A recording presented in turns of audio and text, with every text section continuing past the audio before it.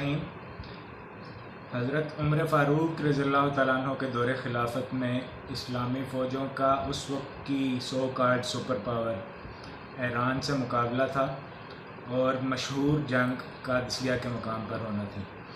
حضرت عمر فاروق رضی اللہ تعالیٰ عنہ نے دارالخلافہ مدینہ منورہ سے ایک فوج کو حضرت سعد بن ابی وقاص رضی اللہ تعالیٰ عنہ کی سپہ سالاری میں روانہ کیا۔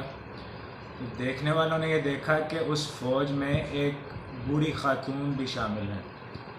تو ان سے پوچھا گیا کہ یہ تو جنگ کا ماحول ہے اور سپر پاور سے جنگ ہے، تو آپ اس فوج میں کیا کرنے جا رہے ہیں؟ انہوں نے کہا کہ میں اکیلی نہیں جا رہی، بلکہ میں اپنے ساتھ اپنے 4 جوان بیٹوں کو لے کر جا رہی ہوں جو اس فوج کا حصہ ہے۔ میدان جنگ میں جب پہنچ گئی فوج اور جس روز جنگ ہونا تھی اس سے پہلے والی رات کو اس بوڑھی خاتون نے اپنے سامنے اپنے 4 بیٹوں کو بلایا اور ان کو یہ کہنے لگی کہ بیٹا،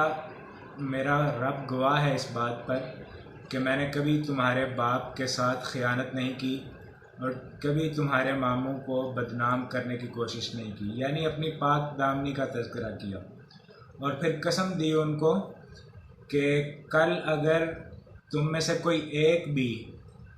جب جنگ کا ماحول گرم ہو جائے الٹے پاؤں پیچھے پھرے تو میں اسے اپنا دودھ نہیں بخشوں گی۔ تو اگلے روز جب جنگ ہوئی اور انتہائی سخت شدید جنگ تھی اور ایک وقت ایسا آیا کہ مسلمانوں کی جو فوج تھی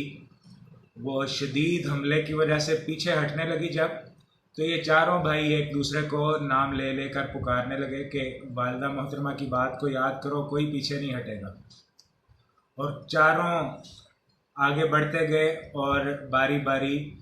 اس شدید جنگ کی نظر ہوتے گئے، یعنی اللہ رب العالمین کی بارگاہ میں پیش ہو کر شہید ہوتے گئے۔ رات کو ہر خیمے میں جب جنگ ختم ہو گئی اور جنگ میں اللہ تعالیٰ نے مسلمانوں کو فتح عطا فرمائی، ہر خیمے میں رات کو کوئی نہ کوئی واپس آیا، چاہے زخمی تھا یا تندرست تھا، بہرحال ہر خیمے میں کوئی نہ کوئی واپس آیا، لیکن اس بڑھیا کے خیمے میں کوئی بھی واپس نہیں آیا۔ کچھ دیر بعد سپہ سالار خود تشریف لائے، حضرت سعد بن ابی وقاص رضی اللہ تعالیٰ عنہ، اور آ کر انہوں نے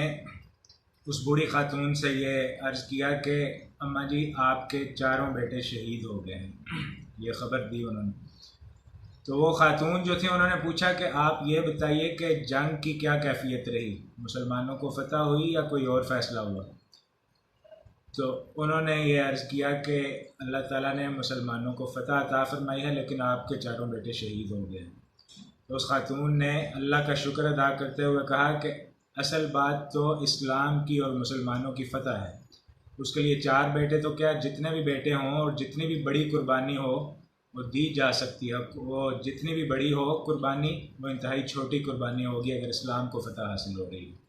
یہ حضرت خنسا رضی اللہ تعالیٰ عنہ تھیں جو کہ زمانہ جاہلیت میں بھی اور اس کے بعد بھی عرب کی مشہور ترین شاعرہ تھیں۔ ان کا کلام وہ مشہور ترین شعراء کے کلام میں اس وقت بھی اور آج کل بھی عربی ادب میں مشہور شعراء کے طور پر پڑھایا جاتا ہے۔ تو اس زمانہ جاہلیت میں ان کا نام تمازر تھا، اور اس وقت ان کا ایک بھائی کسی جاہلیت کی جنگ میں قتل ہو گیا تھا۔ اس کا ایک انتہائی دردناک مرثیہ بھی انہوں نے لکھا تھا اور یہ قسم بھی کھائی تھی کہ جب تک اس کا انتقام نہ لیا جائے